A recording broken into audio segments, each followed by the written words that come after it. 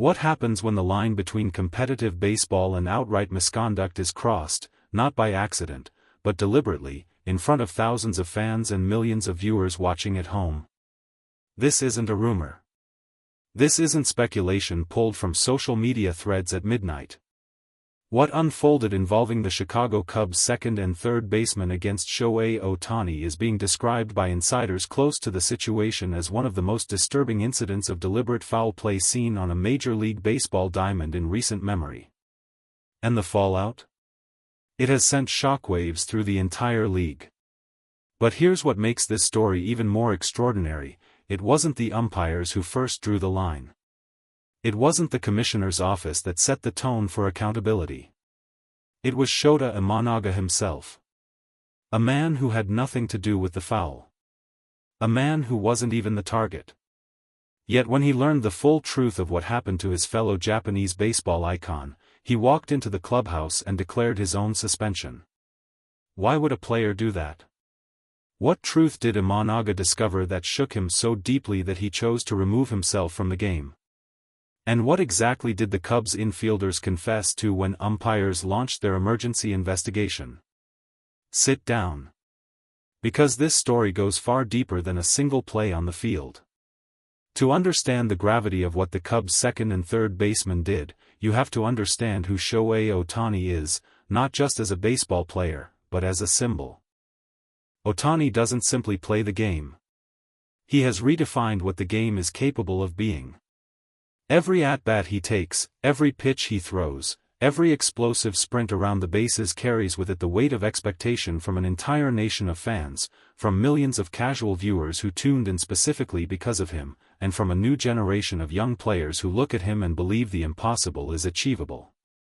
That is the man who became the target of what is now being investigated as a blatant, premeditated foul. The play itself happened quickly, as dangerous plays always do. Ohtani moving with purpose, reading the field, doing what he does naturally. And then, a collision. Not the kind born from competitive instinct or the chaos of a close play. Witnesses in the press box, coaches on the opposing bench, and even fans seated in the lower sections immediately described what they saw as something deliberately calculated. Former players watching from the broadcast booth went quiet for a moment before carefully choosing their words. The stadium didn't erupt in the usual noise of a contested play. Instead, an uneasy silence settled over the crowd, the kind that tells you everyone just witnessed something they know was wrong, but nobody is quite ready to say it out loud yet. Ohtani stayed on the field. Because that is who he is. He doesn't show pain easily. He doesn't hand opponents the satisfaction of seeing him shaken. But those closest to him, teammates, training staff, people who know the difference between his game face and genuine discomfort, they knew immediately that something serious had occurred. The umpires convened. Video review was requested. And within hours, the league office had opened what sources are calling an emergency investigation, a term not used lightly in Major League Baseball. Emergency investigations in baseball are rare. The league does not use that language for routine incidents, disputed calls, or the ordinary arguments that flare up between dugouts during a heated series.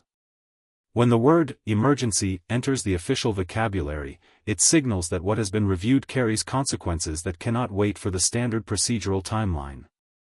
The umpiring crew that officiated the game was called in for detailed questioning. Frame-by-frame video analysis was conducted, the kind typically reserved for the most serious reviews of player conduct. Advanced tracking data from the ballpark sensor systems was pulled. Multiple camera angles were reviewed from positions that aren't typically broadcast to the public. What the investigation revealed was deeply troubling. The movement of the Cubs' second and third basemen in the moments leading up to the incident with Ohtani was not consistent with standard defensive positioning or natural athletic reaction.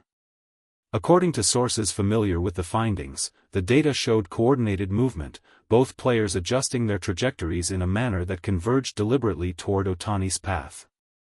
In other words, this was not a single player making a reckless decision in the heat of the moment. The evidence pointed to coordination. To planning. to something that had been discussed before the play ever happened. When league investigators sat down separately with both the second baseman and the third baseman, the accounts they provided did not align. Contradictions emerged. And under the weight of video evidence that left no room for interpretation, both players ultimately confessed.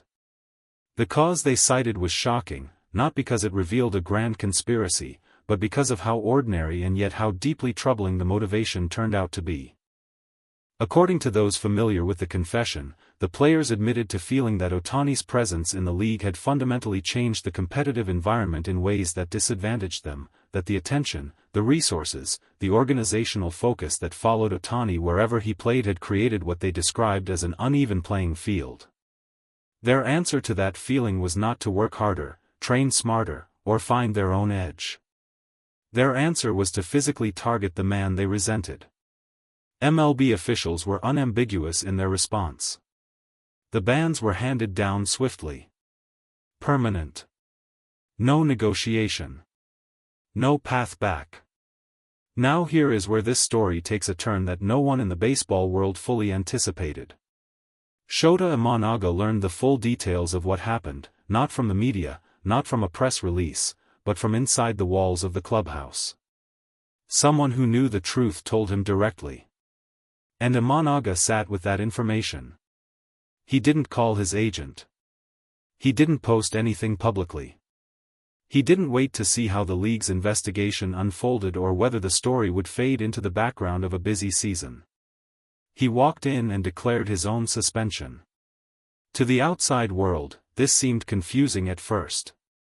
Imanaga had done nothing wrong. He was not involved in the incident.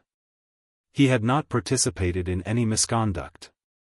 By every measure of baseball's rulebook and the league's investigative findings, Shota Imanaga was clean. But that is not how Imanaga saw it. Those close to him described the reasoning in terms that are difficult for purely competitive athletes to fully grasp. For Imanaga, the question was not whether he was legally responsible. The question was whether he could take the field in good conscience while a fellow player, someone he respects deeply, someone who represents not just a team but an entire culture of dedication and sacrifice, had been deliberately harmed in a space that was supposed to be governed by the rules of the sport. He felt that continuing to play without making a personal statement would be a form of silence. And silence, in that moment, felt to him like complicity. This is a man shaped by the same culture that produced Ohtani's extraordinary discipline. Japanese baseball does not simply develop physical skills. It instills a sense of obligation, to the game, to teammates, to the integrity of competition itself. Imanaga carries that with him every time he crosses the white lines of a major league diamond. His suspension was not requested by the league. It was not required by his contract. It was entirely voluntary.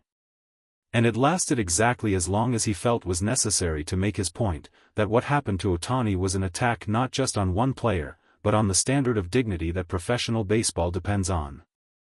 When he returned, he said nothing inflammatory. He gave no dramatic press conference.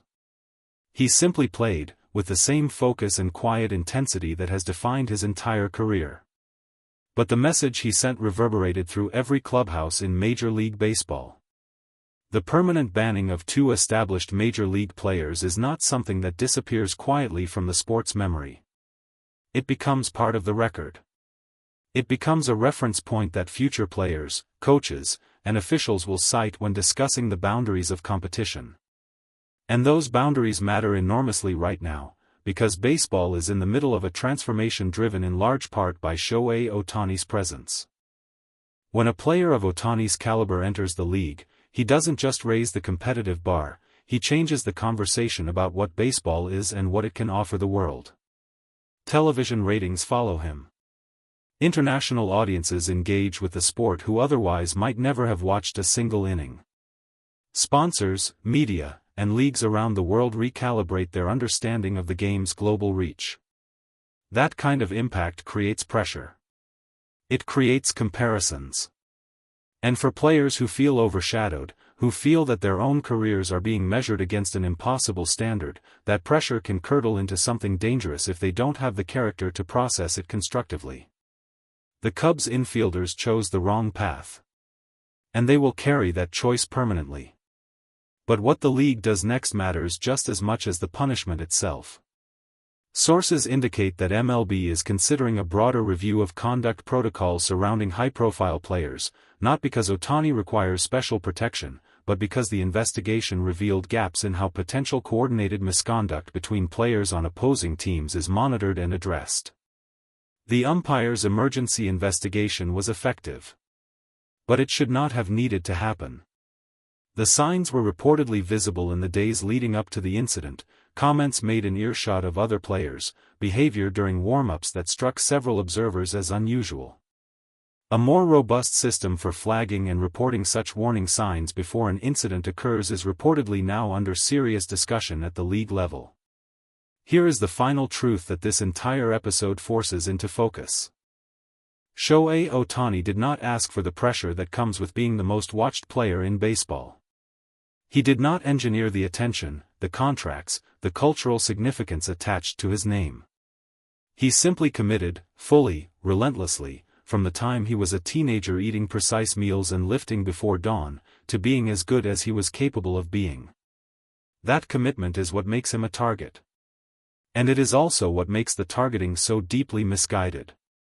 Because the thing that makes Ohtani extraordinary is not something that can be diminished by a dangerous play or an act of intimidation.